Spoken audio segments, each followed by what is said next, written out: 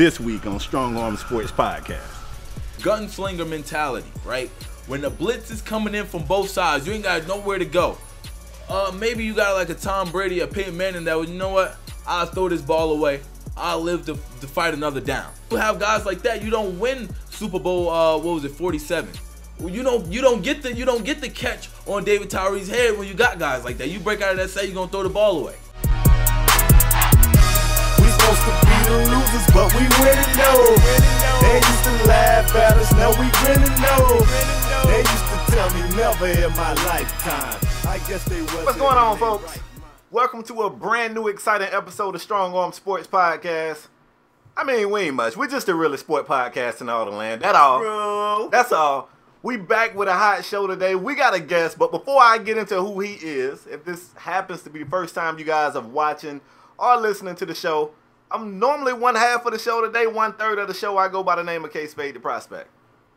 And I'm your boy LaParis 57, and together we form Strong Arm Sports Spade. Yes, sir. We got a special guest. I want our special guest to introduce himself. Holla at the folks.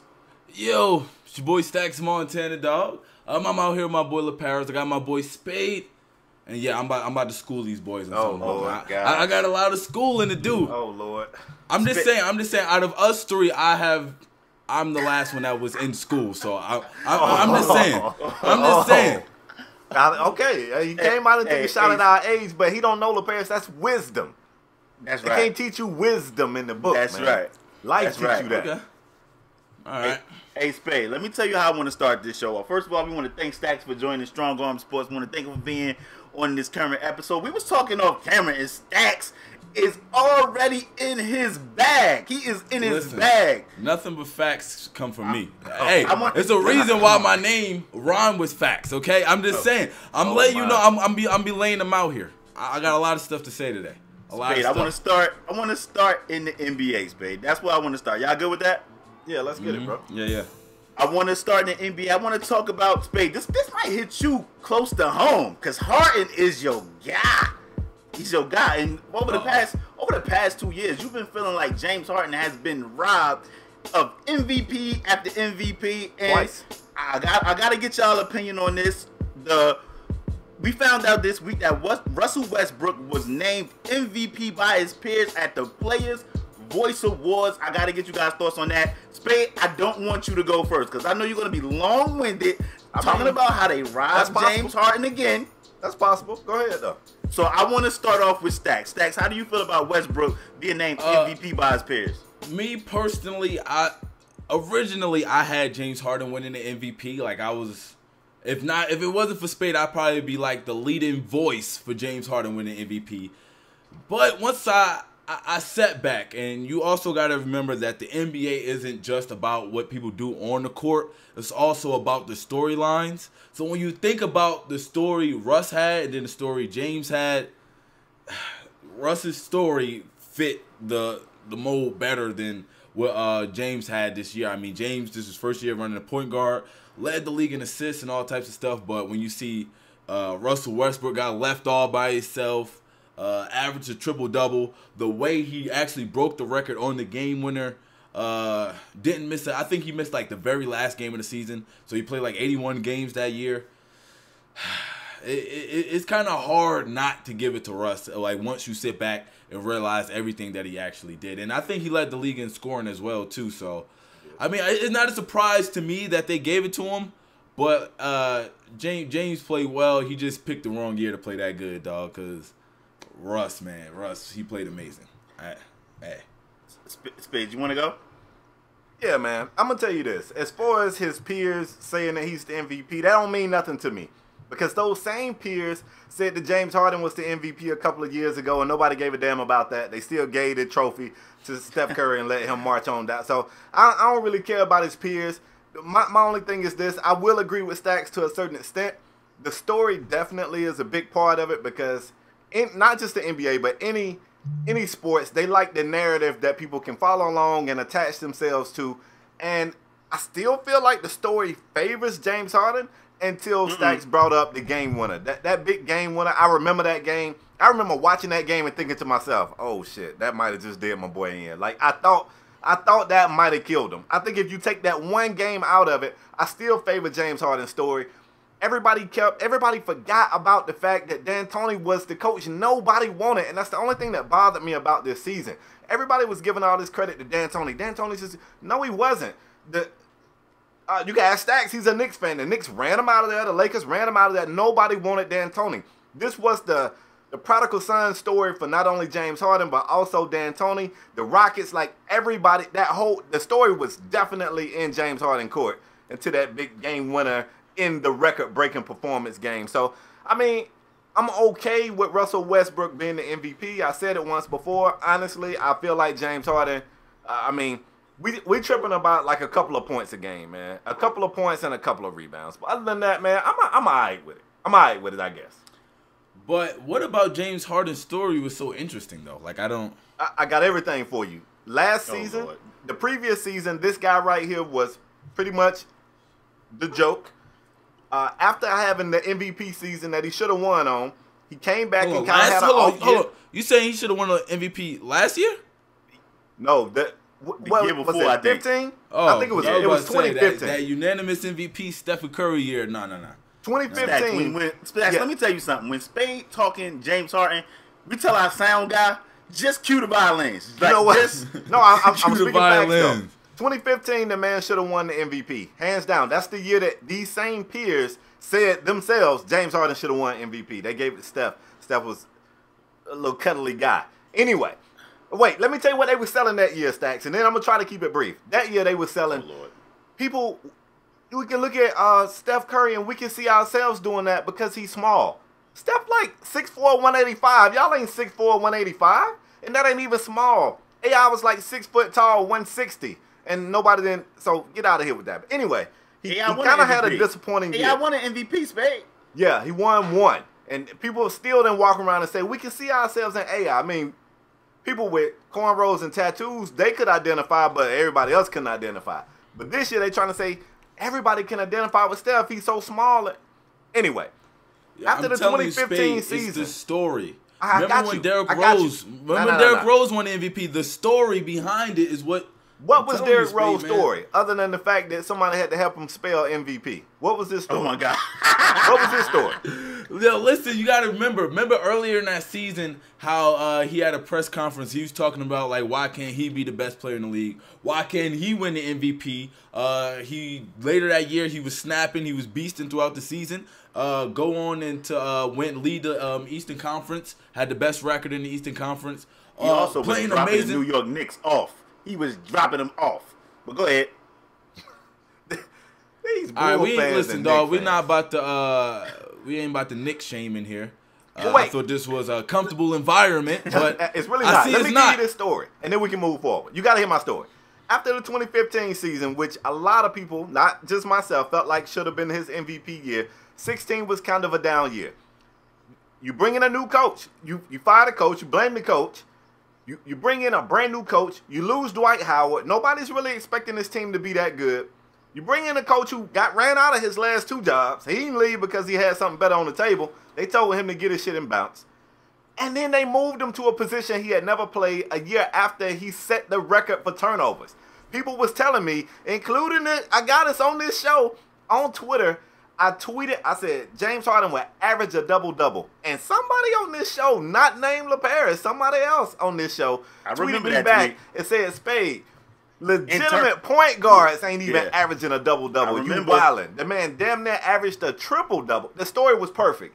His story was perfect. Listen, it don't get no better. The story you just told, it sound more like a D'Antoni or Houston Rockets story, not necessarily. It was all of them. Just that's why. It's a triple story. That's why all of the details I laid out about Russell Westbrook, all of it was he was the main star in the story. A lot of the stuff that you said. The only story I heard was he averaged a triple-double after KD left. Let me jump in there. Please. But Spade, you know I'm the biggest Westbrook fan ever. And Westbrook definitely deserved to be voted MVP. Whoa. Spade, he does. If you got to pick one. Spade, I've been saying all last year, I wanted co-MVPs. Because what both of those guys was doing, it was phenomenal. I wanted co-MVPs. But I said, if you got to pick. Been here for that. If you got to pick one, then it gotta be Westbrook. The kid averaged a triple-double, which we never seen before. I mean, we done heard all the, big old average. We done heard all the stories. We done seen the stats. We looked it up. We know all about the big O, but we never seen it. And for us to see that, Spade, that was something special. And I think you gotta give Westbrook the MVP. And I think that's why his peers voted him MVP as well. I don't want to spend too much time on it because Spade, I know Spade want to jump back in again with some more. It was fabricated. It was just fabricated. The whole team was in on the triple-double plan. It's all good. Oh my gosh, Spade, stop it. It was. Stop it. So I think we should move James forward. Harden, Spade, let's not front like your boy James Harden wasn't it. We would watch games. And you'd be like, I don't like when James play like this. He's trying to get, he's not being aggressive offensively because he's trying to get the 10 dimes out the way. So if you want to say Westbrook's was fabricated, so was Harden.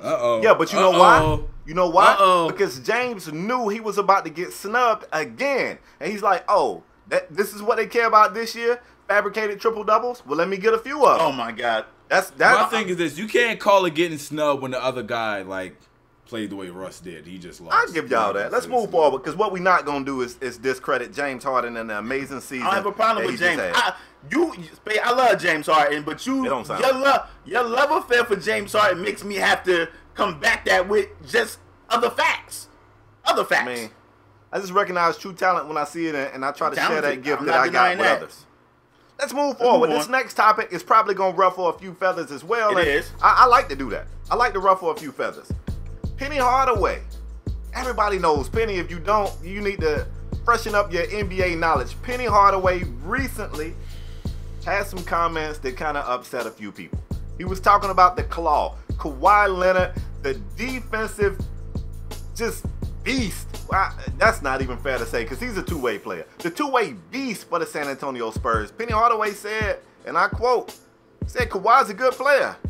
He's not a superstar because he's not engaging and he don't really want to do much with the media. People was real upset. I'm gonna throw this one to you first, Lopez, because I know you was kind of poopy about it. So go ahead, let me hear how you feel about it. You upset with Penny? Yes, I'm upset with Penny. Why? Just cause Kawhi got a laid back personality and he's not all flashy does not mean that man is not a superstar. It's a different. We have different definitions of superstar, this type of caliber player from a star caliber player, and Kawhi is absolutely a superstar. Listen, I'm gonna go back to that Golden State game when Kawhi got hurt. I think that was game 1. Kawhi was about to single-handedly win that game for the damn Spurs with no help. Like LaMarcus Aldridge out there giving him 8 points, 8 rebounds.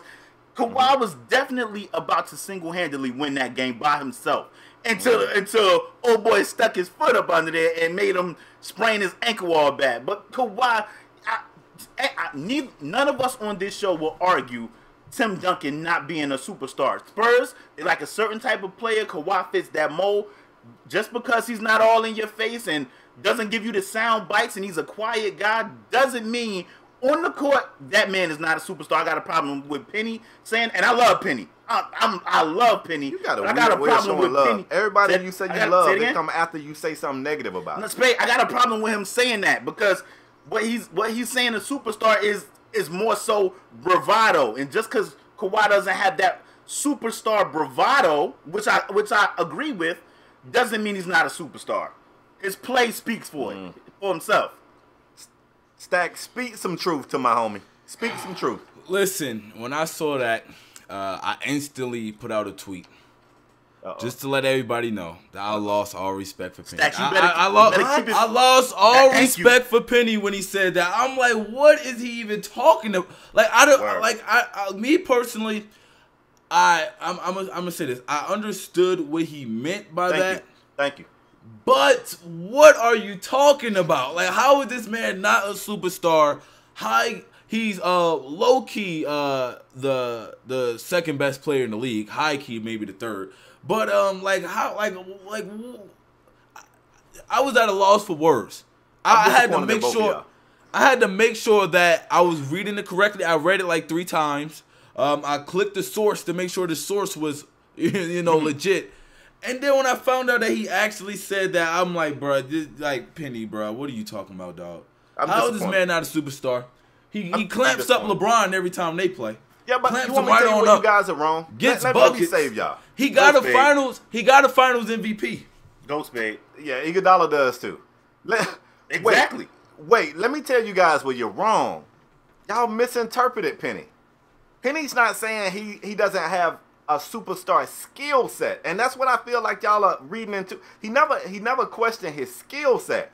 He's talking about from a marketability standpoint. He's not marketable. He's not. And yes, LaParis, I know what you're gonna say. Tim Duncan was also a very quiet person, and he was, but he still gave a little funny sound bite here or there. Like he was monotone, but he was funny. He had a sense of humor, but it was dry. It's no sense of humor there with Kawhi. He ain't giving us no dry humor. He's not making us laugh. He's not giving the beat writers anything that they could go put on the front page of the paper and get more clicks on their website. He's not giving any of that. He's a hell of a player on the court. But He said he's a good player. He said he's a good player. Yeah, and that's the what he part said, that I have a good player. problem. When you start the sentence off saying he's a good player but not a superstar, that's what it makes it. That's what makes it seem like he's about on the play. court. He made a mistake in his wording, and I'm trying to get y'all to what he really meant. What he meant was, on the player side, he's good. Like, if we talking skill set, he said good. Yeah, but stay with me, Stax. I'm trying to bring you to a place of reasoning. When we talking about his skill set, and we good there.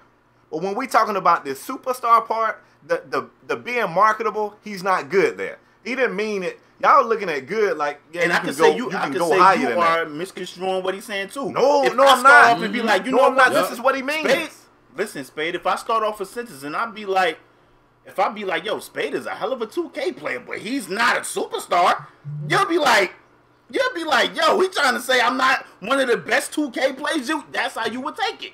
If I be like, yo, but you can't stop him there. It was so much more that went after that. Like, you got to get that sounds like a whole separate quote. Sentence to me. Like, nah, it was the a run-on first part. sentence. He's a good player, but he's not a superstar. Period. And then he went on to say whatever else. Though I mean, this guy's not an English major, so let's not. That's not my fault. Let's not grade him on his punctuation here. I mean, it's a run-on sentence. There was some more to that.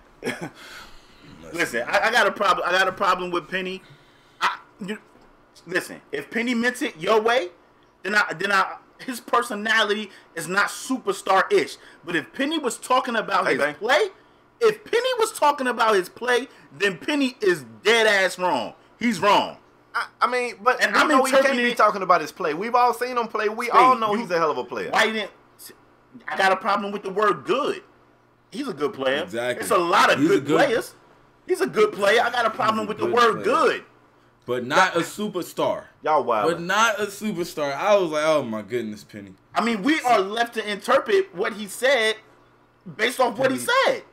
That's what we're left not with. looking at the full quote. Y'all just want to take that one little piece and judge the man on it. Spade, that piece of the quote matters. You can't say, yo, he's a good player. He's not a superstar, though. All right, let me ask you this.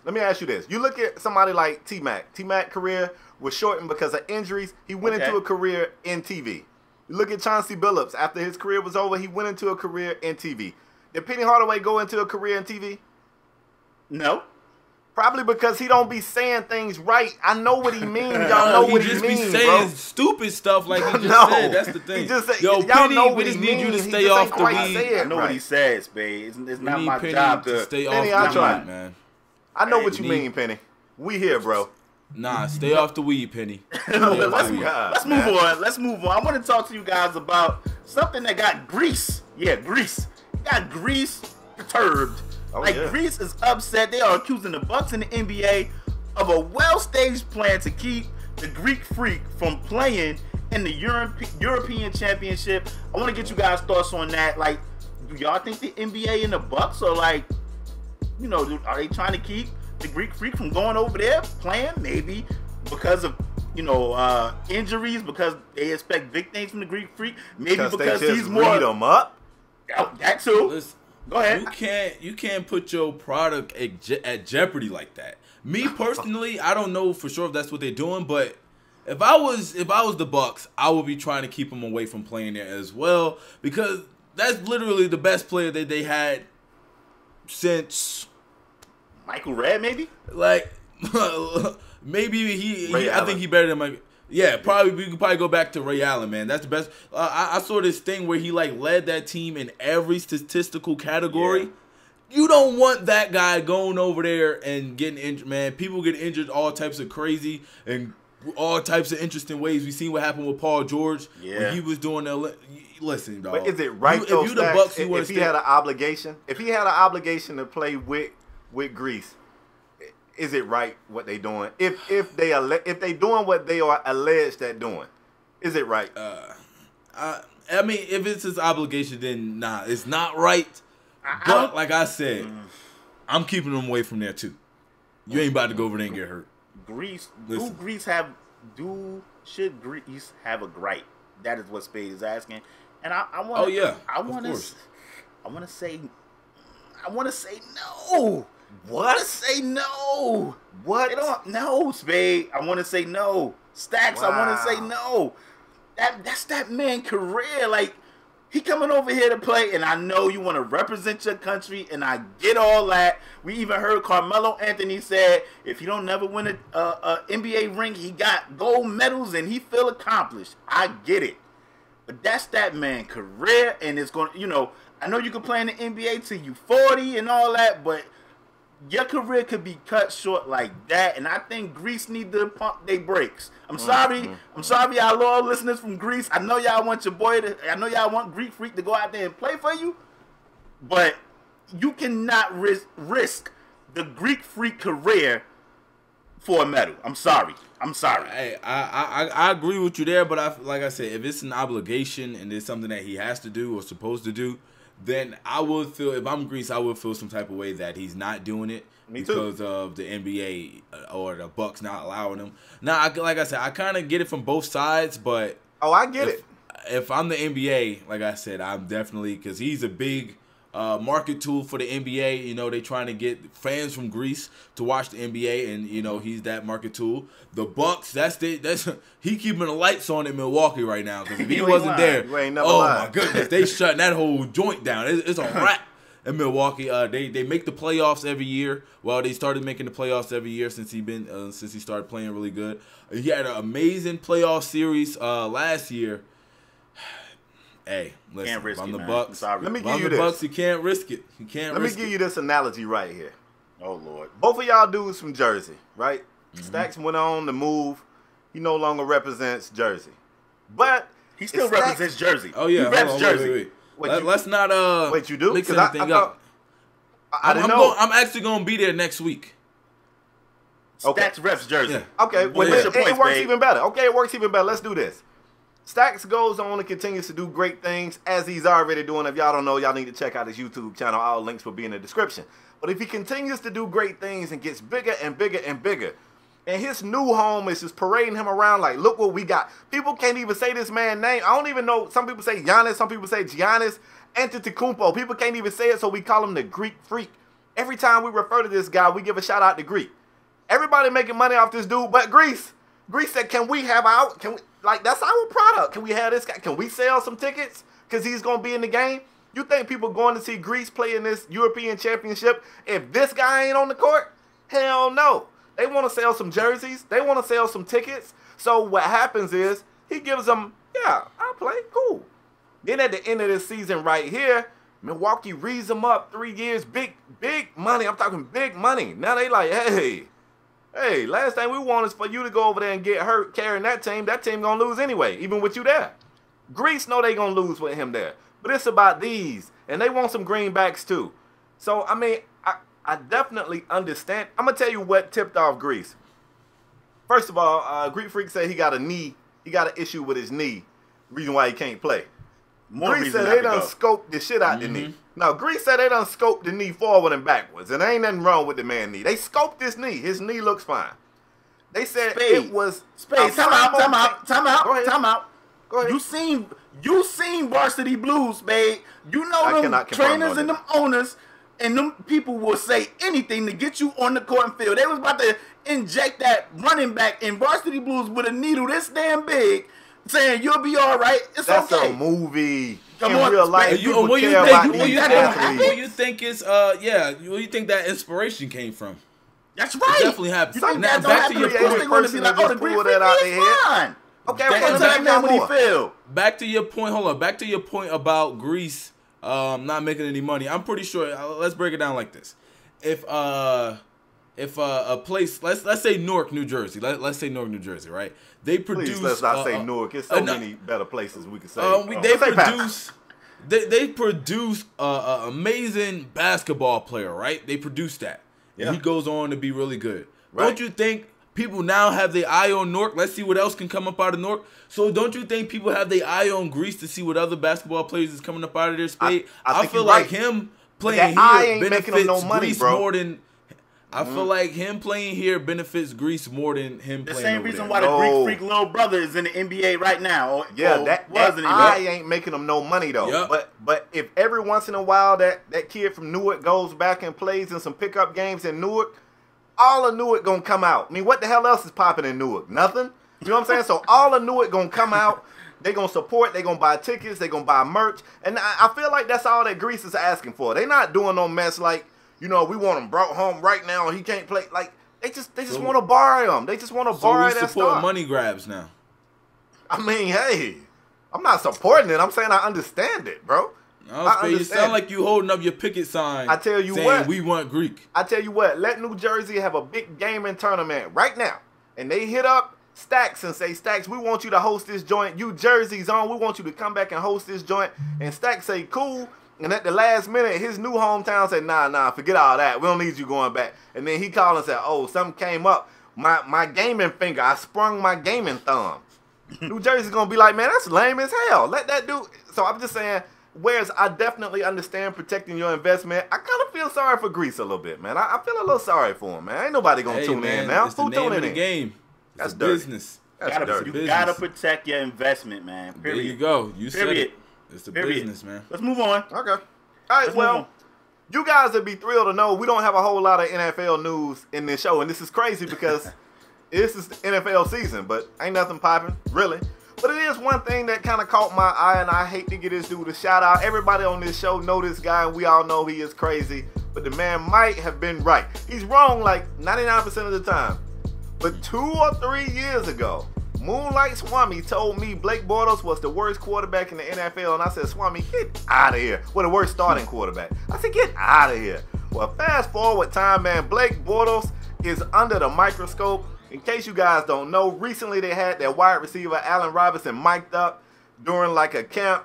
He was wide open. Bortles threw it out of bounds. Allen wasn't too thrilled with it. They kind of had a small exchange to Allen saying, man, God, dog, keep it in bounds. Jeez, what's wrong with you?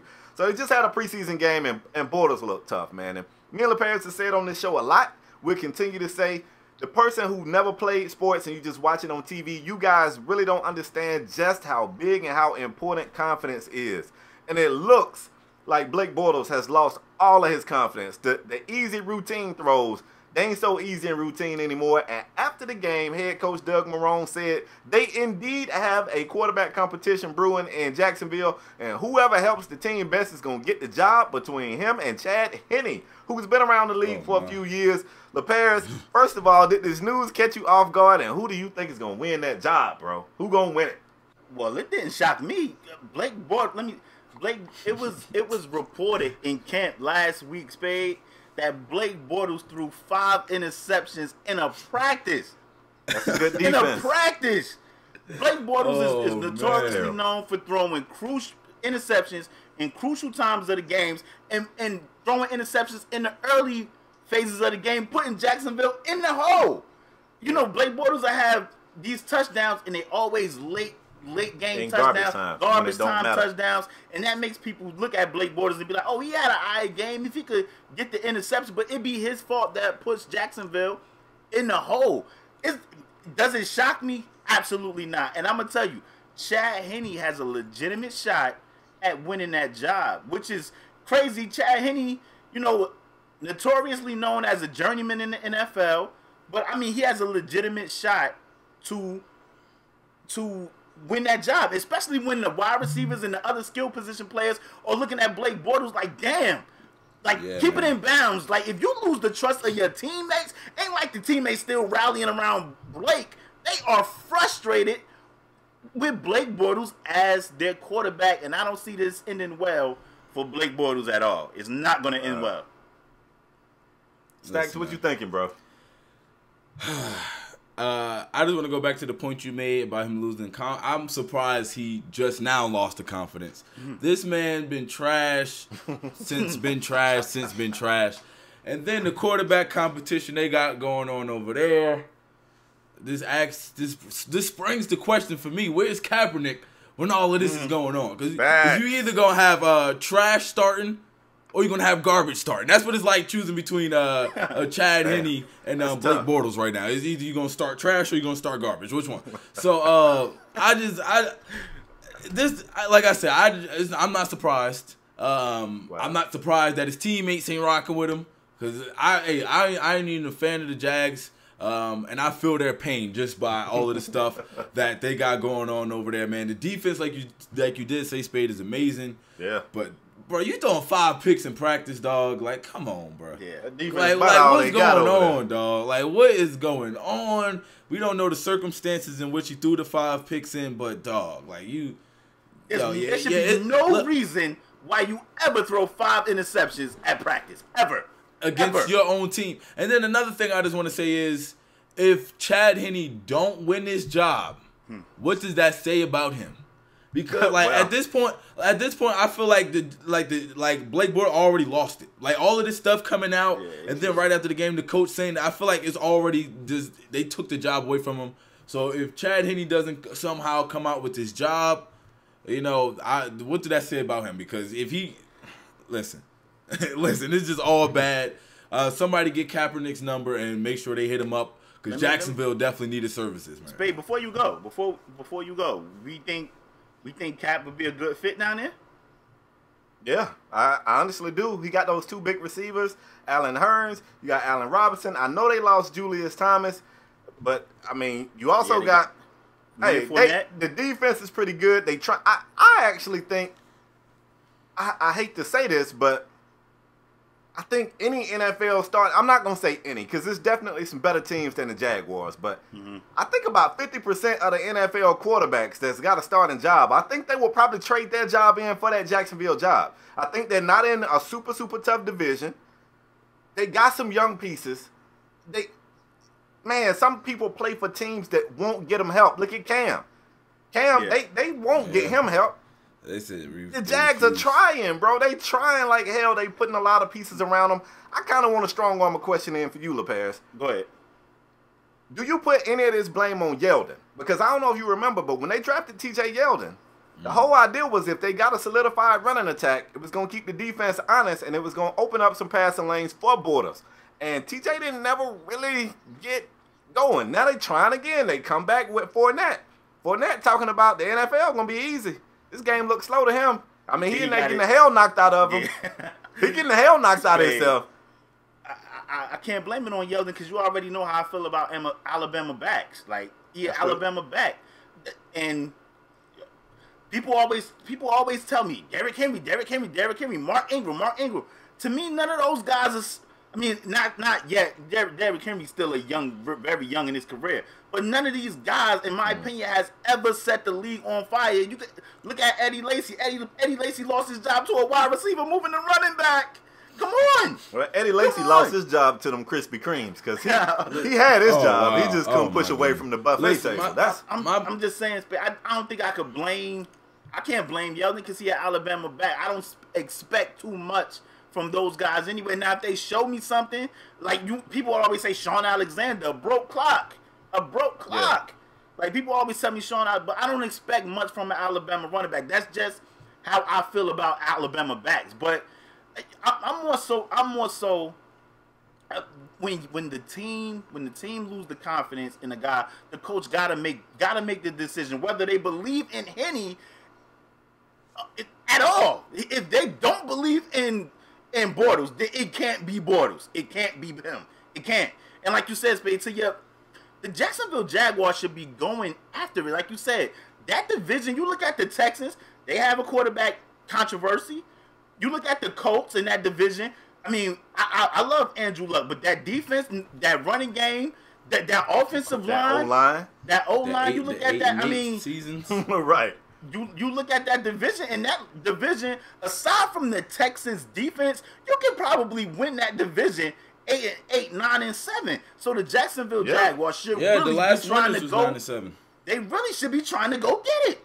They should be trying to go get it. And if, my thing. Go ahead, Stax. Go ahead. I feel like you can't blame nobody but this man Blake Bortles, because whether run game or not, when you trash, you trash. Yeah. I don't see a run game making him throw the ball any better, like putting some magic in his arms. And as far as Kaepernick go, it's not whether if he's a fit for the team or not. Is he better than Blake Bortles? Is he better than Chad Henne? I think he checks off both of those boxes. And at this point, like LePere said, that division is up for grabs. It is. Anybody can, like, literally anybody can win it. And I think if Jacksonville went and got Kaepernick, that might put them at the head of the pack to win it. It might put them over the top to win that division. It definitely puts them in the conversation. That's I'm for about sure. to say they got to at least have a fighting chance. Exactly. Before we move forward, I let me like say to this talk to the fans, Spade. Before we move on, if you're, I don't know Wait, how many wait. Jacksonville Jaguar fans it is out there, but if you're a Jacksonville Jags fan, leave it in the comment section down below. Let us know. One, y'all feel like y'all should stick with Blake Bortles and give him another year, or y'all think Kaepernick is a better fit? Like, or maybe not those guys. Maybe y'all rocking with Chad Henne. Leave your thoughts in the comment section down below. Leave it in the comment section down below. With Chad Henne. Somebody may be rocking with Chad Henne. Maybe Chad Henne people watch our show and they like, yo, give Chad Henne a shot. I want to move on, Spade. I want to take it to the boxing area of things. We're going to talk Mayweather. It's time. We talking Floyd Mayweather, Conor McGregor. Spade, me and you had I don't want to say it wasn't an argument, but I kind of flamed this fight a couple of weeks ago on this show, saying that I'm not purchasing it. I'm not buying it. I don't want anybody to purchase this fight. Boxing has turned into WWE. It has turned into World Wrestling Federation, and they up here with gimmicks. Another gimmick came out this week. If you guys didn't know, Floyd Mayweather and Conor McGregor are going to use 8-ounce gloves for the fight. Now, let me tell you something. Fighting at the weight they fighting at 147, the classification is that you wear 10-ounce gloves. But Mayweather and Conor McGregor both requested 8-ounce gloves, so they no longer have to win 10-ounce gloves. It just seemed like more sideshow-ish, and I'm out. I'm out on this fight. I want to get you guys' thoughts on Mayweather McGregor. Let me know. Maybe I'm wrong. Maybe y'all can talk me into spending $100 to get this fight. Well, you better talk to Stax first, because I don't think I can sell you on it. Listen, the way I feel about this fight is definitely going to be a spectacle. Do I think it's going to be a good fight? No. Have I really been interested in it? No. I honestly haven't been interested in it. I'm with LePere on this, man. I'm not spending my money on this fight. I know a couple people that are, and I definitely will be calling them the day before the fight. Like, yo, you got an extra room on the couch for your boy? But I bring wings. Yeah, I'm not purchasing that fight. I'm honestly not really interested in it. The whole thing, like I said, it seemed like a money grab. And we was talking about the Giannis thing earlier about Greece trying to get their money grab on. So I just feel like they just trying to get their money grab on, man, and trying to get some bread. And I just keep seeing a whole bunch of articles really trying to make this seem like it's an actual even fight. I saw an article yesterday talking about how Conor McGregor is actually the perfect last opponent for Floyd, and all types of weird stuff, man.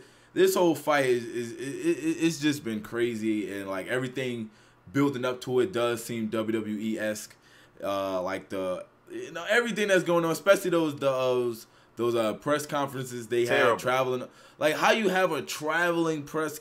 These dudes went on tour, fam. I wouldn't be surprised if this whole thing is already staged. Like, honestly, like if I'm being real with you, I wouldn't be surprised if, like, years down the line, somebody finally leak out the facts that this whole thing was staged. The winner was already determined before the fight happened, and they was trying to get some bread. Like, I'm just really not even. I'm really not. I'm not interested in it, man, and I'm gonna just leave it at that. Well, I mean, I guess for one of the few times in the show, we're going to go for the trifecta. I got no interest in it whatsoever. I'm going to tell you, I'm a little bit disappointed in Floyd Mayweather, and let me explain why. I know it's something called Mayweather Promotions. I understand that one of the reasons why I feel like he's one of the greatest boxers of all time is not just because of what he was able to do in the ring. It was the fact that he was able to sell people to come out to see fights or order fights that everybody knew the outcome of before it happened. He was always really good at selling fights. And I'm disappointed in the tactics he's using to sell this fight. Like, nobody really believes it's a fight.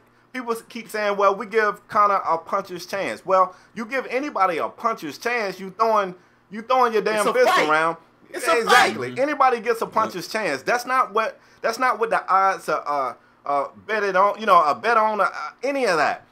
We saw this guy fight Manny Pacquiao. Granted, not at Manny's prime, but we saw him fight a Manny Pacquiao who was still one of the top boxers in boxing, and Manny couldn't even touch him. Manny could not even touch him. That was embarrassing, too. That was embarrassing. That let everybody know. I'm going to tell you something that I'm sure both of y'all know. A lot of people watching or listening to the show might not know.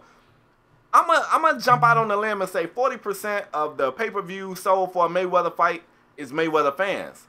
60% of his sales are people who hate this guy and they want to see him lose. I can agree. So he always has to have it's got to be a little bit of doubt that just maybe he could lose just for that group. And he can't even sell those people this time. So they're going above and beyond. They talked about the press conferences. Terrible. It looked like a freestyle battle. They was going back and forth. Floyd would get up, you a bitch, blah, blah, blah. He would sit down, Conor would get up, you can't even read. Then he would come. It was just terrible. It was terrible. If you a boxer, lo and behold, if you one of those middle of the pack boxers and you training your ass off, maybe one of those boxers that maybe boxing ain't even paying all your bills, you got a gig. And you trying to box on the side, you got to be disappointed to see what they doing to this sport. It's terrible. It is terrible. They even went as far as to say, Floyd realized that after the dance for me thing, some people thought, whoa, maybe that's a little bit racist. And Floyd couldn't wait to pounce on that. And he was like, yeah, he was racist. And Conor came back and broke character for a minute like, whoa, hold on. I'm willing to help you sell this fight. But I've never been racist, and I'm not okay with you taking that angle to sell this fight. Don't play me as a racist. And he broke character for a minute, like, whoa, wait a minute. I thought we was just shooting the shit to sell tickets, but hold up, don't call me racist. And it's terrible. So will I be watching? Hell no. It would have to come on free for me to watch it, and I still would put it on the TV beside my game. I would game while the fight was on. I'm not watching. Let me jump back in. And I had an argument. And I want to say it was a disagreement. I had a disagreement with a homie that I knew for a long time. We talk on Twitter. We talk sports all the time. You could tweet all three of us. All three of us always talk sports on Twitter all the time with everybody. As long as you're not disrespectful, we usually respond to everybody. But I had a disagreement with somebody on Twitter about boxing. I said, yo, boxing should be ashamed of themselves. They should be ashamed of themselves. Putting this fight on and really trying to sell it as this major fight. They should, especially when they have good fights that's coming up, like Triple G versus Canelo. That's gonna be a great fight. But they pushing this Mayweather McGregor fight like this some super fight when it is a side show. It's like when you go to the circus and you want to see the two-headed pig. Like, this is what this is. This is what this is. And I'm not even a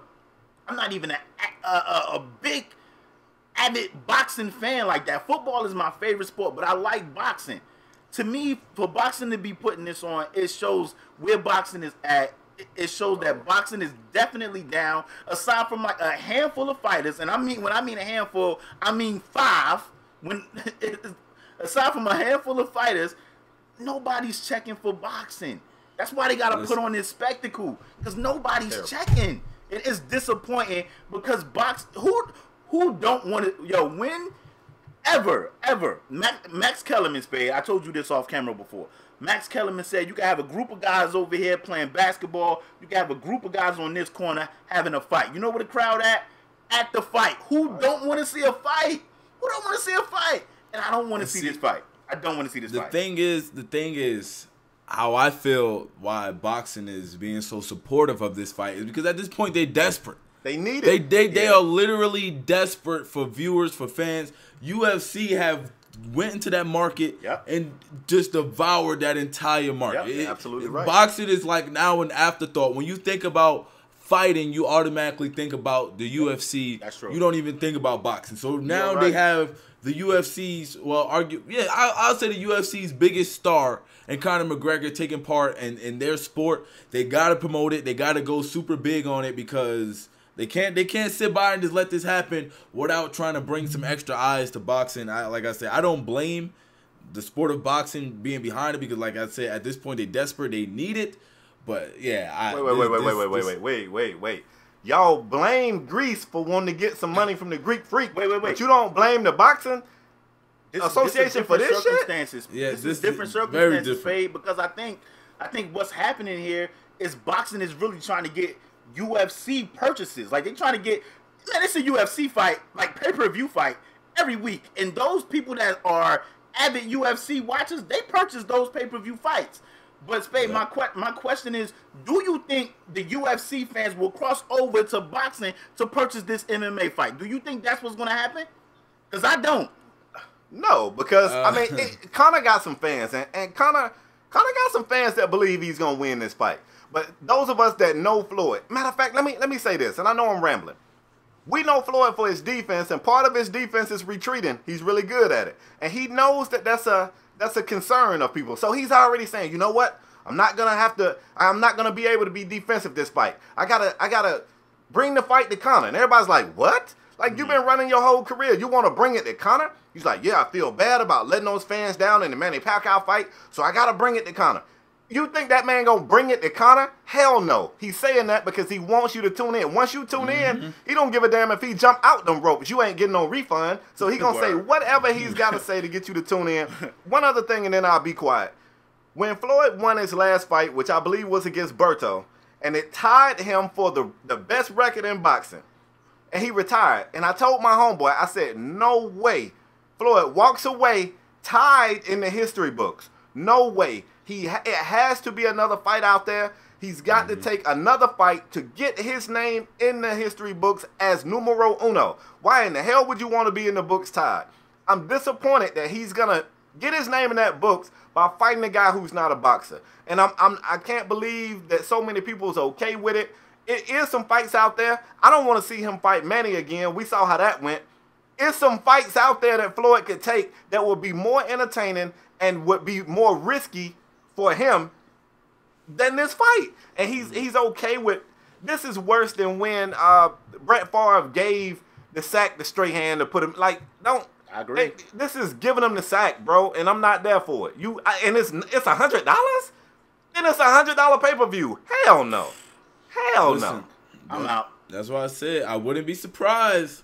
Terrible. What if he loses? Later down the line, it comes out that they need to put an asterisk next to Floyd's name in that history book.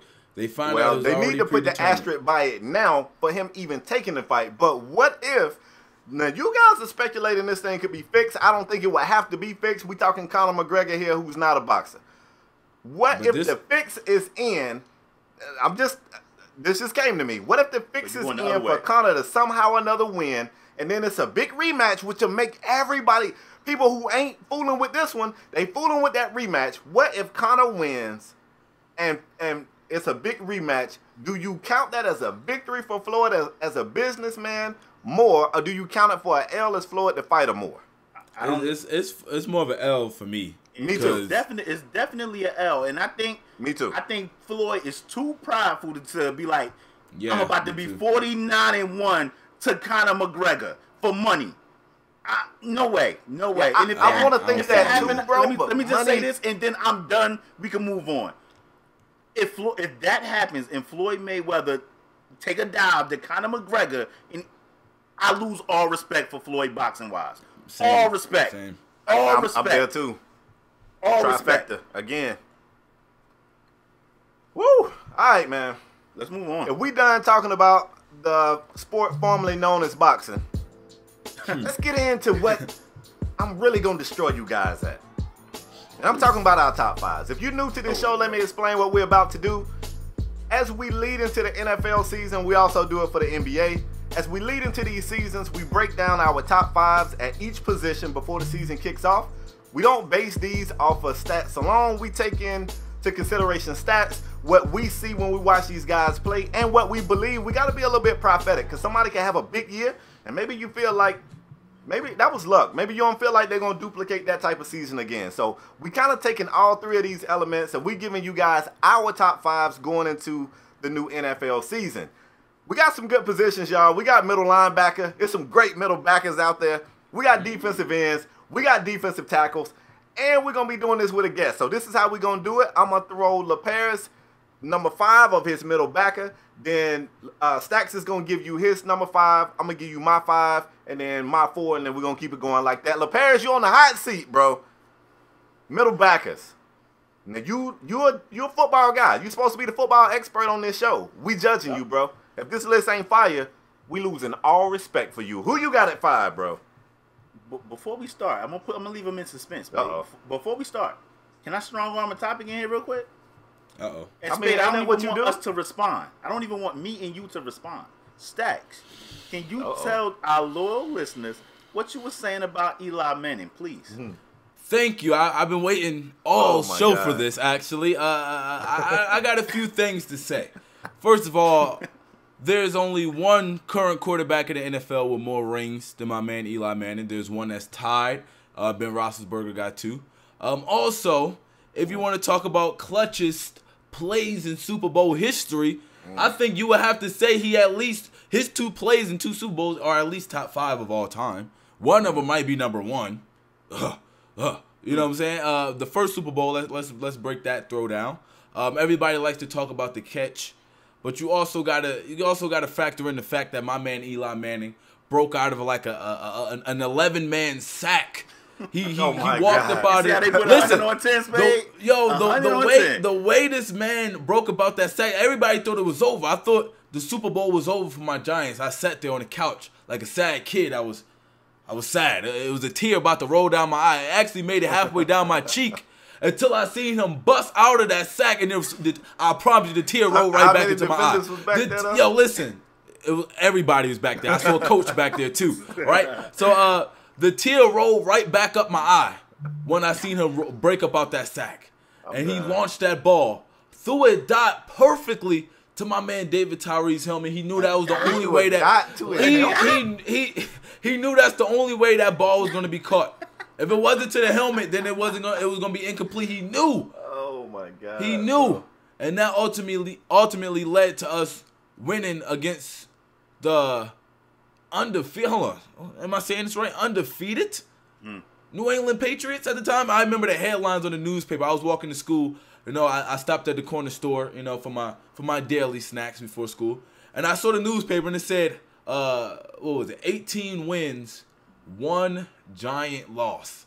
And the smile on my face, it was amazing. All right, now we going back to the second Super Bowl. The dot that this man laid upon my man Manningham along them better catch to this day. It's a great catch. Better catch. Both of those plays was tremendous catches. My thing is this. See, like I said, a lot of people only like to talk about the catch. They like to discredit my man Eli. But the thing is, listen. That ball had to be placed in the perfect position in order for him to make that catch. If that ball was placed a half an inch to the left, it's incomplete.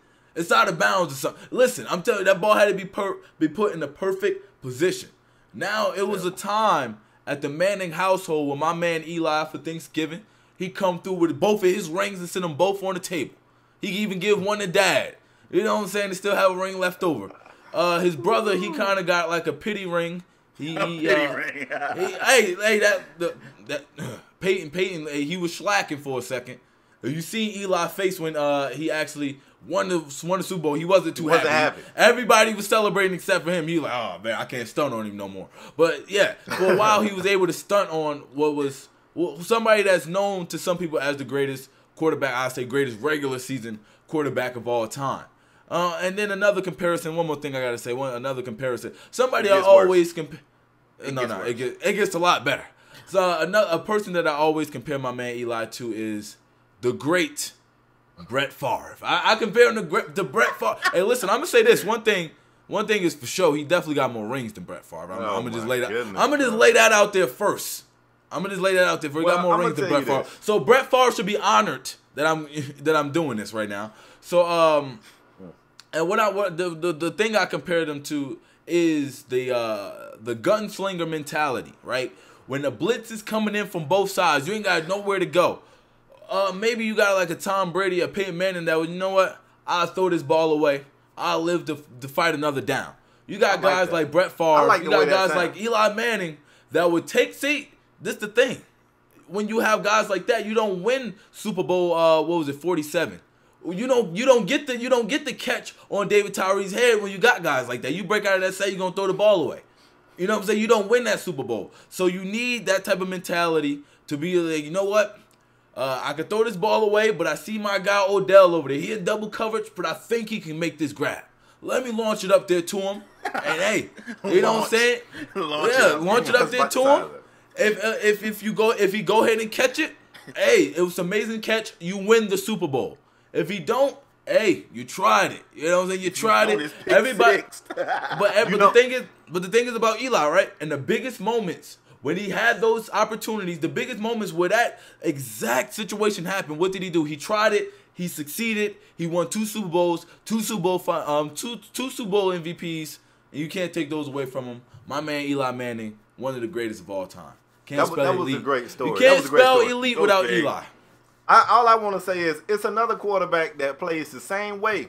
Instead of just throwing the ball away and living to fight another down, he just slings it. He launches it. His name is Blake Bortles. We just talked about him earlier in this damn show. He about to lose his job. The thing with Blake Bortles, don't ever compare Blake Bortles to Eli Manning. We know Eli Manning is clearly better than Blake Bortles, though. Eli Manning is clearly better than Blake Bortles. So now you kind of being disrespectful. I'm not even going to respond to Stax Montana. I'm going to let our loyal listeners. Yeah, because you got Tony Romo. You had Tony Romo as your quarterback, so I wouldn't expect you to say too much. Get Stax you wouldn't know too much about winning Super Bowl. We will be putting we're gonna put his Twitter up there too. So anybody who want to talk to him about this, hit him up. I'm here for all the support you guys gonna be showing me on Twitter. Share your thoughts about Eli Manning in the comment section down below, and spam Stax Twitter. Spade, back to the linebackers. You asked me for my number 5 linebacker, Spade. It's gonna shock you. It's gonna shock you because this guy ain't on none of y'all lists. I already know he not on y'all list. And that's none other than Tampa Bay Buccaneer Quan Alexander. Let me tell you something. This kid right here is special. Special. This kid is a tackling machine. Quan Alexander has that Derrick Brooks type of motor, has that Derrick Brooks type of feel. He has that type of linebacking skill. Quan Alexander, for that reason right there, definitely, aside from Gerald McCoy, Quan Alexander is definitely the heart and soul of that Buccaneer defense. And for that reason right there, Quan Alexander is my number 5 best linebacker in the league right now. You heard it here first. Quan Alexander. So LaParrish just gave us Quan Alexander at 5. That's right. Stax, who you got at 5? All right, now before I start breaking down, I want you guys to first understand that it's gonna be a little bit abstract, okay? It might not be like your conventional list, but I will say this: at number 5, just because he declined over the past 2 years, like he had 2 really good years and he kind of declined. I'm gonna put my man Brandon Marshall from the Broncos. Oh, okay. I'm gonna slide him in at number 5.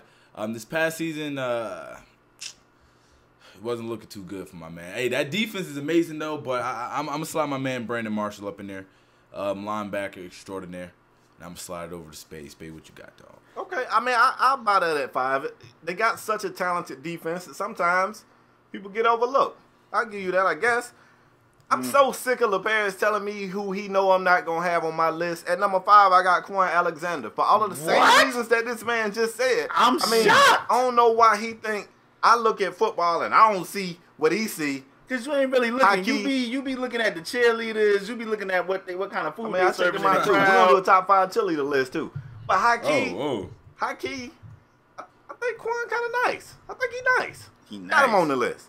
Now let me give you my number 4. Go ahead. My number 4, once upon a time, this guy was always mentioned in conversation for who was the best middle backer in the league. And I think he may have had some injuries or whatnot, and he also plays for a bad team, so people don't talk about him a lot, and that's why he has slid back to number 4 on my list. But at number 4, I'm probably finna mess up his last name. I got Paul Putzlowski. Oh no. What? Yes. What are we Yes. doing? No. Yes. Oh, Still no. a top 5 middle backer in this league. You better believe it. I'm gonna tell you who I got at number 4. No. It ain't your turn. It's Stax. Oh, you wanna go Stax? Go Stax. My bad. See, all of the reasons you were just breaking down, I thought you was about to name my number 4. All of those reasons, injury, blah, blah. My man Navarro Bowman. How you gonna leave? I honestly thought like it felt like you was about to say the exact same things that I was about to say about my man Navarro Bowman. Still a beastly middle linebacker. Hey, you come across that middle, it might be a wrap for you. Messing around with Navarro Bowman, so I gotta go ahead and throw him in at number 4, man. Got to. I love Navarro Bowman. He didn't make my top 5. The injuries held him back. The injuries held him back. I love I mean, Navarro. all his other teammates retired, so it ain't nobody to make And plays then- but him. I like expect you his said, numbers to go he up. plays for a bad team. That's true. My man Navarro Bowman, man. Hey, we gotta put him in the conversation. Number 4. At number 4, my number 4 is better than. I can't believe Spade even had Paul on his list at all. At If top you ain't got 5. Paul on your top 5, you're doing something wrong. Nah, cause I got Donta Hightower there at number 4 Ooh. from the New England Patriots. That's who I have as the number 4 back on my list. Listen, he's definitely better than Paul Putzlowski. I love Navarro Bowman. He didn't make my list, but Hightower, he's good in coverage. He's a tackling machine. He's the quarterback of that defense. He makes sure everybody is where they're supposed to be. He's a key factor, an intelligent player, and that's the type of middle linebacker I want, and that's why Hightower was number 4 on my list. Is it on me to go back number 3? It is. It is. So you don't like Hightower, Spade? I hear some. No. I feel like he's declined. I feel like he's not who he used to be. And another thing that we need to talk about is the fact that man getting old, cuz. He getting old, cuz. Listen. He's still getting it done. That's all that matters. He's getting it done. Spade at number 3. If this guy ain't on all your lists, I'm going to have a big issue. A huge issue. And that's none other than Baltimore Ravens' own C.J. Mosley. C.J. Mosley, let me tell you, if you can't have one of the top 2 guys, you want C.J. Mosley. And that's why he's number 3 on my top 5 LBs. C.J. Mosley. All right, so I'm gonna say this. My number 3 was actually your number 4. I got Donta Hightower at number 3. I feel like you said enough about him. Dude is a beast in coverage. One of my favorite coverage linebackers in the NFL. Hold on, why is it laughter? Because Spade slant. See, he's making all them noises. He real disrespectful, Stax. Where's the laughter coming from? I just see something different. When I look at the Patriots secondary, when I look at the Patriots defense, I just don't see all this talent everybody else see. Okay. But go ahead. It's whatever. Yeah, I'm going to rock out with Donta Hightower at my number 3, man, and I'm going to keep it moving. Go, Spade. All right, my number 3 is going to shock y'all. This guy is probably much higher on everybody else's list. He's still a top 5 guy. Don't kill me because I ain't got him higher. The man, when healthy, is hands down the best middle backer in the league. However, injuries are more and more prevalent with this guy.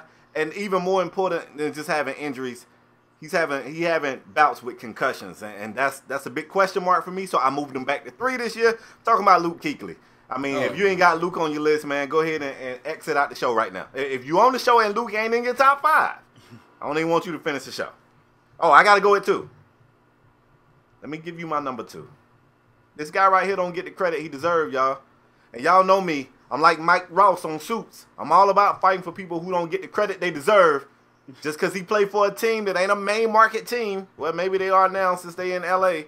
I'm talking about Alec Ogletree. This man tackled everything moving. He played the pass. He do everything. If Alec Ogletree ain't in your top 5, don't talk to me. Don't talk to me. Don't talk to me, bro. Don't talk to me, bro. I apologize, y'all. I apologize for Spade. Hey, at number 2, I'm going to throw that man, probably the hardest hitting linebacker we got in the league. My man, Bobby Wagner. Go ahead and slide that man in that number 2. That boy a beast. And when it comes to the Seahawks defense, I think you take Bobby Wagner off of that defense. It might not be as good. I mean, the secondary is always going to be good, but it might not be as good as it is right now without Bobby Wagner on that squad, man. Got to go Bobby Wagner at number 2. At number 2, Spade, I'm so disappointed in you. At number 2. Yeah, that was... At number 2, I have Luke Kuechly at number 2, Spade, and it's for all the reasons you said. And I know I said something on Twitter, and it got a lot of people in my mentions. The concussion issue with Luke Kuechly, man, is serious. What do linebackers do? They hit. They hit. Like, I'm concerned.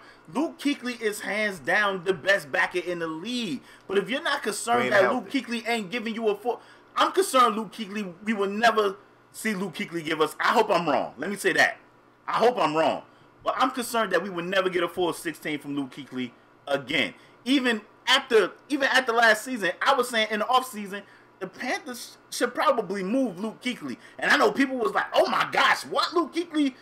Listen, I'm concerned about the continuing concussion issues. You remember a guy named Wes Welker, Spade?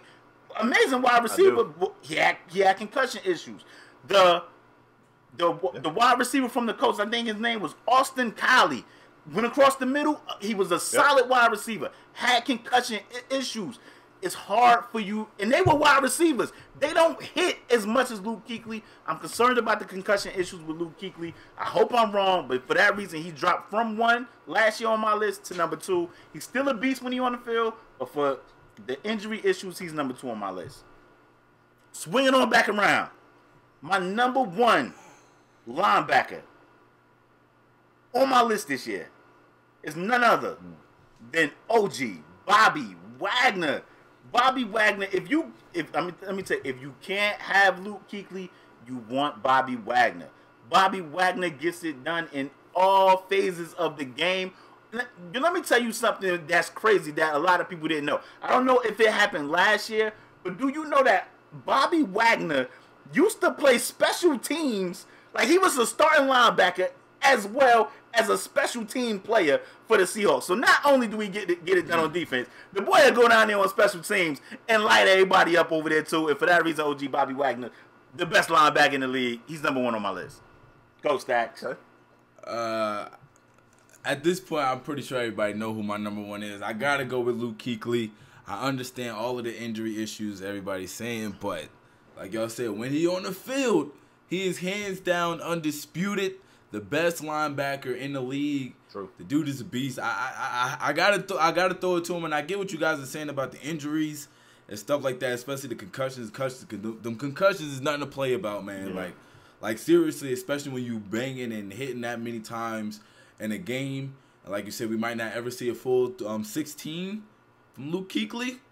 But if you think about it, not every good song got a full 16 bars in it. Oh my god! And not every song got a full 16 bars in it, man. And it can still be fire. So I still gotta rock with my man Luke Kuechly just because of that. You need to start listening to 2 Chainz. All his 16s be fire. Anyway, my number 1 backer. Y'all already know what's coming. You heard my list, so you know who's not on it. You know who's got to be here. I also went OG Bobby Wagner at number 1. Same thing that I told Stax about Navarro Bowman. You can play on, not Navarro Bowman, Brandon Marshall. You can play on a defense that's got so many personalities and so many stars that people forget about, folks. And I know the Legion of Boom's a hell of a defense, and they got some characters over there. But I'm telling you, man, this guy Bobby Wagner is the truth. Now, here's something that I want to do. Everybody on the show, I want you to raise your hand if your top 2 backers ain't get routed up by Christian McCaffrey. Just me. I'm the only one with my hand up. I'm just saying.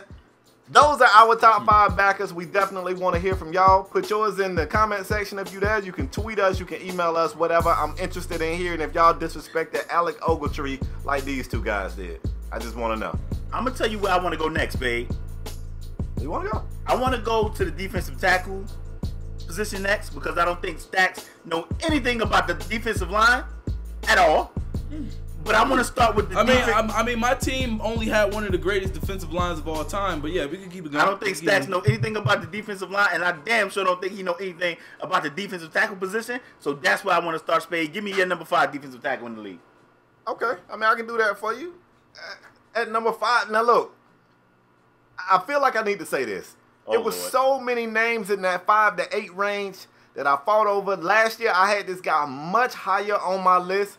He's still top 5 for me. He didn't really have a huge season last year, but he is definitely a force in the middle. I'm talking about Fletcher Cox. I got him at number 5, defensive tackle. Okay. Stax, number 5. I'm gonna go with my man, one of my favorite teams to watch, the Panthers. No. Number 5, right? One of my favorite teams to watch are the Panthers, and I'm gonna go with my man, Kawhi Short. The dude is a beast in the middle. You know what I'm saying? He devours. He eats up quarterbacks, man. And that's one guy. I'm just saying, if I was a quarterback, that's one guy I would not want coming after me if I'm standing back there, especially if you got a trash offensive line. You don't want Kawhi Short tearing your offensive line up. And I honestly, I think it's something about that number 99. When somebody on defense put that 99 on, they just go Super Saiyan. I think the number 99 is a lucky number when it comes to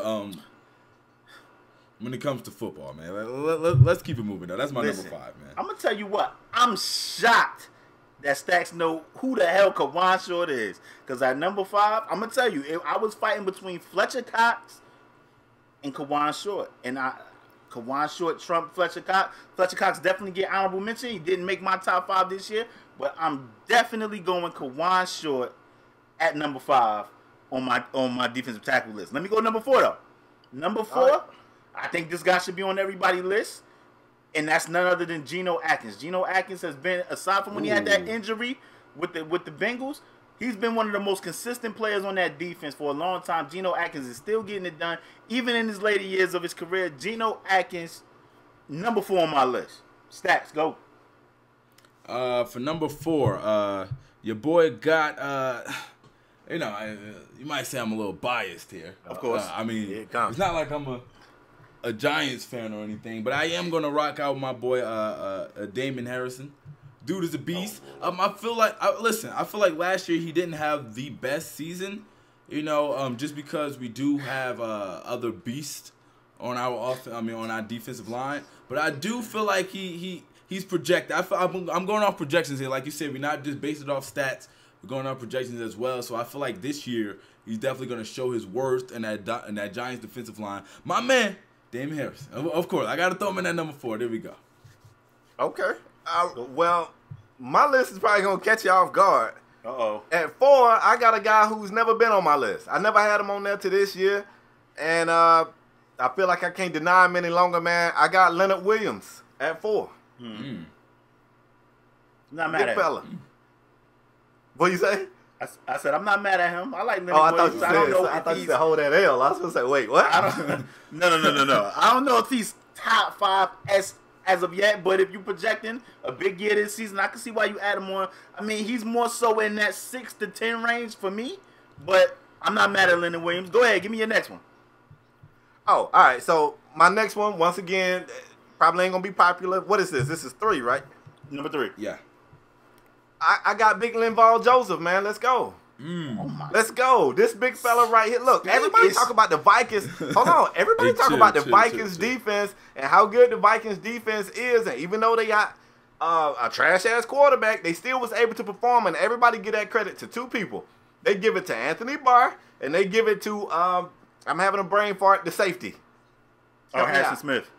Harrison Smith. Nobody don't talk about that front 4, and Linval is definitely that guy. If he's not making the play, it's because he's freeing up. He grabbing 2 blockers, and that's the thing that's tough about defensive tackles. It is. A great defensive tackle might not make the plays, but, man, if they got 2 big guys holding on to him, he's freeing up a lane for somebody else, and I feel like Linval does that. Go, Stax. My number 3, it comes from a very, very beastly defense. You already know the Buccaneers, right? Hey, the Buccaneers defense ain't golden. I thought it was golden. Me personally, I like golden. The Buccaneers defense. Might be silver. I love the Buccaneers. Silver, all right. I love the Buccaneers defense, so I had to throw my boy Gerald McCoy on the list. Went ahead and slapped him up on the list. I think he's super dope. Would I say he's the best player on their defense? Possibly. Possibly. I mean, for me, I think he's the most scariest weapon they have on their defense. That dude can definitely get inside, so I had to throw in my boy Gerald McCoy, man. Not mad at Gerald McCoy. I have him as my number 3 DT as well. I mean, I appreciate that. You can argue between best player on the Bucks. You could argue between Quan and Gerald McCoy. I looked up a stat. Gerald McCoy is one of the few defensive tackles that gets 7+ sacks a season. That doesn't happen much at the defensive tackle position. Gerald McCoy not only clogs up, takes on blocks and clogs it up so them linebackers can roam, but he also gets to the quarterback. And you got to respect that from the defensive tackle position. And for that reason, Gerald McCoy is number 2 on my list. I mean, number 3 on my list, excuse me. Number 2 coming back around. Number 2 on my list, I got to go. You want to talk insane? It's time to talk insane defensive tackles. This guy may step on your hand, may step on your ankle, may step on your groin. He may kick you in the groin. He's a wild boy. But you want to know what else he is? He's a beast. And that's none other than Ndamukong Suh. Ndamukong Suh is a monster at defensive tackle. And I've been watching Ndamukong Suh since them Nebraska days. And he used to stretch his arm out like this and literally control an offensive lineman and make him move and turn how he wanted to turn. And for that reason, Ndamukong Suh is number 2 on my list. All right. For my number 2, I got somebody that you actually have very low on your list. I was kind of surprised. But I'm throwing my man Geno Atkins in here. Okay. From the Bengals. Geno Atkins is a beast. And plus, I hear about it all the time from one of my homies that's a Bengals fan. He tell me not to sleep on him. I did my research on him a while back, and Geno Atkins, that boy legit. Yeah. And he definitely, like you said about the same thing with Suh, like he can control an offensive lineman, and he definitely get back there. I gotta rock with my man Geno. I'm surprised you had him low. I almost threw up when I think you had him at number 4. Yeah, I had him at 4. He had him I almost threw up when you said Geno Atkins number 4, but I let you slide. We both went to the same high school, so I had to let it go. But I'm gonna rock out with my man Geno at number 2. Well, let me go ahead and bring it home, man. At 2, I also got Geno Atkins. I was a little shocked that LaParis had him as high as he did, but like I said, it's tough with defensive tackles. It's defensive tackles that make plays, and it's defensive tackles that allow others to make plays. So it depends on what you're looking for. I got Geno at 2 for obvious reasons, and I know y'all gonna call this a fan pick, but I'm gonna give you my number 1, and I'm gonna give you Ndamukong Suh at number 1. Ndamukong Suh, gosh, babe, what are we doing? Hold on, he is a game changer. All you gotta do is watch one Dolphins game. I guarantee you, he's one of those guys that seems to get in on every play. To be as big as he is, he's crazy athletic. I've seen him run down ball carriers. Give me Ndamukong Suh. I don't care if he finishes the game with no tackles. You're gonna see offensive game. They changed their scheme for him, their game plan away from him. They are afraid of this dude. They should be afraid of him. We are afraid of him. His teammates are afraid. We don't even know what the hell he's gonna do. We don't even know what he's gonna do. And I got Ndamukong Suh at number 1. I'm also going to make a prediction. I think you're going to see Ndamukong Suh make a shit ton of plays this year. Watch the Dolphins. Watch Ndamukong Suh. I also had Suh at number 1. I gotta rock with Suh at number 1. I got to, just for all the reasons Spade said, and a lot of the stuff like I was gonna get to. What Suh does on the field doesn't always show up. That's right. In the stats. But that man literally is everywhere on the field. Yo, listen. Suh, hey, man, like you said, too, he's stepping on everything. He's stepping on your ankle, your hand, your groin, whatever you need stepped on, dog. He got you. You know, right. He might as well be an exterminator. You bring him to your house, you kill all your roaches. This man, Suh, and that is stuff a don't straight show up up on the beast. stat sheet. But you step on the star player's ankle, he running a whole lot slower the rest of the game. That's right, man. That's right. But, yeah, Suh, man, I had to throw him at number 1. I was surprised that everybody. I thought it was gonna be a clean sweep for Suh at number 1. I thought that was probably the most predictable one for these lists. But hey, Suh definitely number 1. Yeah, that's what I'm trying to figure out. Who did I skip over? Unless you guys are telling me, I don't know what you guys are watching. Unless you guys are telling me you have this guy at another position, there's the number 1 defensive tackle in the NFL. Is none other than Aaron Donald from the Rams. Aaron Donald is the number one forgot. defensive tackle in the league.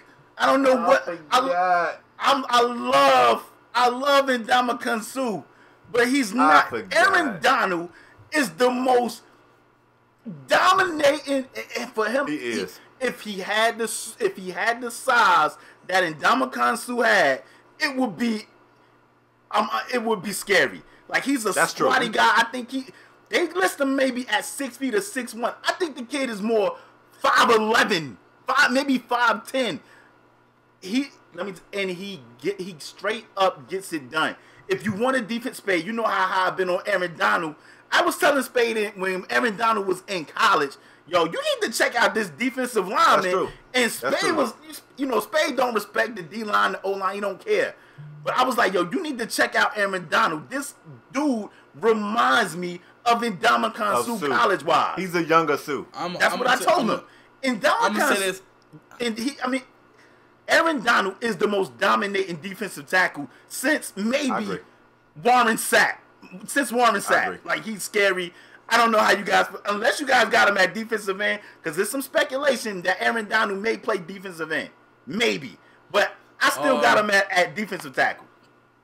Okay, so, I just want to put out there, I do got him at a different position. Okay. But yeah, I forget about my man there. Listen, plus, like I said, that 99 is a cheat code, fam. You put that 99 jersey on, you become Super Saiyan. I'm saying. I definitely, I dropped the ball on that. And LaParis and I had a conversation off camera.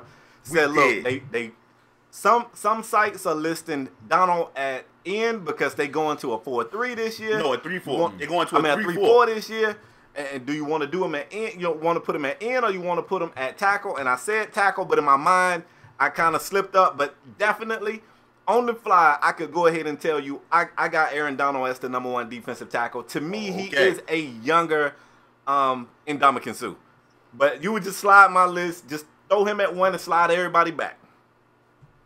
Okay. We got to get to these ends, bruh. And this one right here is going to be very, very interesting. It is going to be very interesting. I got some names on my list people ain't going to like. That's what I do. That's what I do. I'm prophetic. I talk about stuff that y'all don't even be up on game yet. And then when the season pop off, y'all be like, Spade call this. Spade a genius. That's what y'all always say. So I guess let's do it different. Let's throw this thing to Stax. Stax, give us your number 5 defensive end right now. First of all, I got to give my honorable mention. Okay. Along with my Giants, I got to throw my man Oliver Vernon in there. I got him as, excuse me? First of all, his name is Olivier. Yes. Get his name right. He's from the University of Miami, damn it. Okay, all right. So I'm actually showing support to the youth space. So facts. I would expect that you would just take it a little lighter and not say, "Oh my goodness," when I say my man's name. But yeah, so yeah, that's my honorable mention for for number 5. I'm throwing it right back to my Spade. I'm looking out. I'm throwing it right back to Miami. I'm going to give it to my man Cameron Wake. He was always one of my favorite players, just in football, period. Cameron Wake is definitely a beast. He's old. He's old now, but I still feel like Cameron Wake is still that boy. So I had to throw him in at number 5. That's respect. That's respect. The man spent years in the Canadian Football League to get here. The you want me to go or you want to go?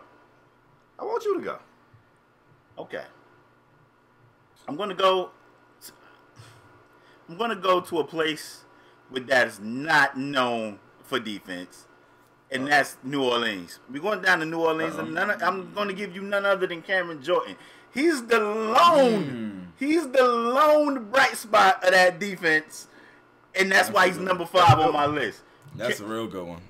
Cameron Jordan is definitely number 5 on my list. And it's for the reason you can get to the quarterback. Sometimes they even drop this dude back in coverage. Hell of a player. Yep. The lone bright spot that's of the Saints defense. Like, when you look at that Saints defense, they get torched. You know who bring their lunch pail to work? Cameron Jordan. Every game. Every game. Yeah, man. I'm gonna switch my number 5. I want to put Cameron Jordan. Well, Let's go ahead and do that. Cameron Wake. On the fly. I got a text from Cam Wake. He said, "To hell with you too, then Stax." Yeah. I kind of forgot about my man in New Orleans because their defense is trash, so I didn't even think to look over there. But hey, you right. You 100% right, man. I got to throw my man Cameron Jordan in there. All right, so let me do Mr. this. Wake. I'm gonna do my honorable mention. my honorable mention, I got Conor ELI. I wanted to put Conor ELI in my top 5. I did not. That's neither here nor there. My number 5 is going to ruffle some feathers. Y'all going to say this guy's so young. He ain't been around long, blah, blah, blah. I don't want to hear it. Not yet, number 5, give me Joey Bosa right now. Okay. Give me Joey Bosa right now. Right now. At number 5. What, Spade? He was an honorable mention for me. He was right there. He was right there. I'm not mad at Joey Bosa right now. And y'all know I hate Ohio State players, but I can't deny Joey Bosa. I'm shocked this man you was Joey delayed, Bosa is. Didn't get no mini camp, missed some starts, a couple of starts during the season, joined the team, showed up in his jeans, put on his pads, and went out there and kicked ass for a whole season. Give me Joey Bosa. I'm not mad at Joey Bosa. Give me number 4. My number 4, this dude right here, man. I think he has moved from interior lineman to end. I like him wherever you want to put him on the line. He can move around. He's versatile. He make plays. Give me big Muhammad Wilkerson at number 4. Go ahead, Stax. Give me that guy. For number 4, the Giants' own Jason Pierre-Paul, Mr. Three Fingers, Mr. Fireworks, Mr. Light 'em up. That was coming, bro. Mr. Light 'em up, my man JPP. And I'm telling you, if he had them extra 2 fingers, he probably would have been a little higher on my list. The dude is a straight up beast. You know what I'm saying? And he come from the Caribbeans. Not gonna let that fly. He come from the Caribbeans. And you know them boys are savages over there. My man JPP. I had to put him in that number 4, man. He a beast. And I don't want nobody disrespecting my man JPP. I'm going to tell you what. JPP is not on my list. But Mine either. I'm going to tell you who is on my list. And that's none other than Muhammad Wilkerson at number 4. For all the reasons. You want to talk about guys that can get it done from any position on the defensive line? That's Muhammad Wilkerson. I think he's best at defensive end. He went to Temple. I think he's best at defensive end. He can play defensive tackle, very versatile. And I like that about Muhammad Wilkerson. But give me Muhammad Wilkerson at number 4. Been a tank and just been getting it done for the Jets for a lot of years now. Muhammad Wilkerson, number 4 on my list. I'm bringing it back on around at number 3. Number 3, we're going to Philly, and I'm going to say Brandon Graham. Brandon Graham, another guy coming off that edge, very, very ferocious off that edge. Give me Brandon Graham at number 3 best DE on my top 5 list. Brandon Graham. Okay. Go Stax.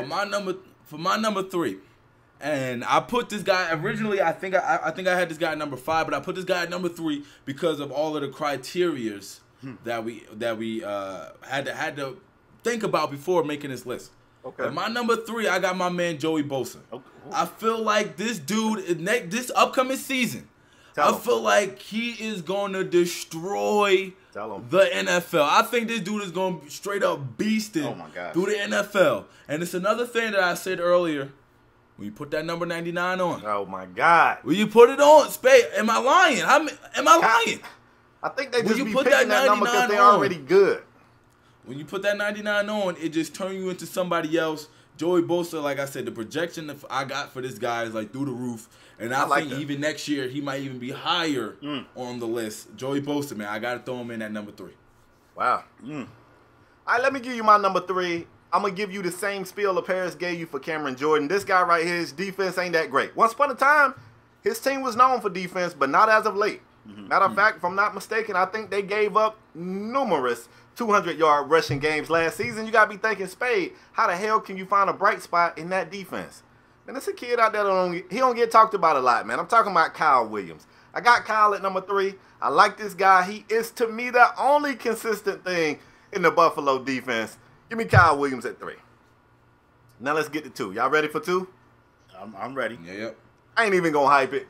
Give me J.J. Watt at 2. What are we, like, are we joking? Are we even pretending like it could be somebody else? Give me J.J. Watt at 2. And no, I don't want to hear nothing about no 99. I don't think Stax got him there. Go ahead, Stax. For my number 2, I threw in my man Aaron Donald. Okay. Mr. 99, right. I threw Aaron Donald in at number 2.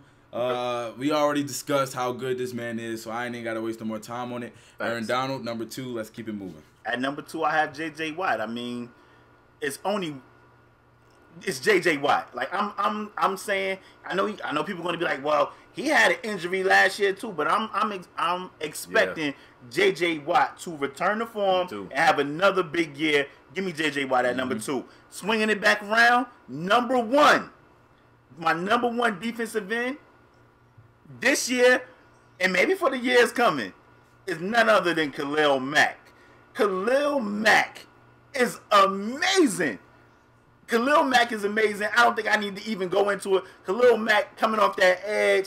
Khalil Mack can literally break your sternum by the way how hard this guy hit. Give me Khalil Mack at number 1. I love Khalil Mack at the defensive end position. Some people may have him at outside. We put Khalil Mack at the defensive end position. Give me Khalil Mack at number 1. All right, I just want to disclaimer that I got Khalil Mack at backer, so I don't have him on the list. But at my number 1, Mr. 99. Oh, did you notice my top 3 players all with number 99? I'm just saying. But at number 1, my Mr. 99, the original Mr. 99 himself, J.J. Watt. That dude is a beast. He can line up at tight end. Okay, this dude was up for MVP. One of the past seasons. This dude was about to win the MVP. How often is that somebody on defense wins MVP, dog, or even be considered the way that he was, like, legitly considered? Not somebody that was just saying, like, he was legit considered consideration for the MVP. This dude J.J. Watt, like I said, like LaPera said, when he comes back, this dude is gonna be a beast, and who not scared of that arm brace? This dude he running at you with that brace on, dog. You might just go ahead and spike the ball or something. Listen, man, J.J. Watt, bro, everybody's worst nightmare. Gotta throw him in that number 1. I definitely think my list reigns supreme over both of you guys. Both of you guys had some guys. Wait, I ain't even finished mine. I ain't even get my number 1. I already know you got it. I already know. Everybody already know you got a number 1. Unless you're going to say some Brian Robertson from Minnesota. Go ahead, Spade. At number 1, I got Cam Wake. No, I'm just kidding. No, of course I got Khalil Mack at number 1. Whoa, my heart dropped. I'm kidding. Of course I got Khalil Mack at number 1, man. Like, if you don't have him at outside back, if you do got him at outside back, I'm cool with that too. He does play both. Whichever one you got him at, he's top 2. And if we talking in, I definitely feel like he's number 1, especially with some sort of a question mark around J.J. Watt. I got Khalil Mack at 1. I agree, and like I said, I definitely feel like my list reigns supreme. Both of you guys had some skeptics. You ain't have Joey Bosa on your list, bro. That's an L. Bro, he was honorable mention at 5. Stax got him at like number 2, and you got him at number 4. He had him at 3. I got him number 3. And I just want to say this. If I had Khalil Mack on my list, he would definitely be number 2 under J.J. Watt. But so you still will put J.J. Watt number 1? Yeah, of course. I would put J.J. Watt number 1. Khalil Mack don't win 99. See how they do people that don't win number 99? But anyway. Listen, I ain't make the rules, man. I just report them, dog. That's it. I want our loyal supporters to leave your top 5 defensive ends, defensive tackles, and middle linebackers down below. I really feel like my list reigns supreme. I'm shocked that Spade and Stax, especially Stax, I'm shocked that Spade and Stax knew as much about the defensive line as these guys showed in this episode of Strong Arm Sports. Before we close out the show, Spade, do you have anything to say? I just want to tell people to watch Ndamukong Suh this year. Spade, ain't nobody watching the Dolphins. I got Jay Cutler. Ain't nobody checking for them. Oh, that's chill, man. No, that is actual. That wasn't even necessary. Stax, nobody checking for them. Before we close out the show, we got a lot of people in podcast land that's not really YouTubers. I want you to let them know where they can find Stax Montana out. Drop your links. Let them know. Plug yourself. On Twitter and on Instagram is at YoStax, YOSTAX. My YouTube channel is Stax Montana, STAXMONTANA. And that's pretty much all the social medias I use, man. Hit me up and tell me how much you agree with my list, and especially about the Eli Manning topic. Let me know how much you agree with me, because I know it's a lot of people out there. I mean, I think they're in the minority that actually dislikes my man Eli, but I know the majority of people recognize and understand his talents. And I just want to make that be known and shine some light on these Strong Arm Sports guys and let these guys know Eli is the truth. Listen. We want to thank Stax for joining us, being our special guest this week. We want to thank our loyal supporters for rocking with us as usual. We cannot do this without y'all. Listen, as usual, if you new here, Bang the subscribe button. It takes 2 seconds. If you're a regular here, hit the like button. It takes 2 seconds. The like button is free, y'all. Bang the like. It's free. Listen, as usual, if you don't want to see now 3 dudes arguing with each other in the box, we got audio podcasts everywhere. SoundCloud, Podomatic, iTunes. When you guys help us be, we in the 70s now, y'all. We climbing that. Hey. We climbing that chart every week. We cannot thank you guys enough. We want to thank Stax Montana for joining us this week. As usual, we want to thank you guys for your continued support, and we'll see you guys next episode. We out. Peace. Peace.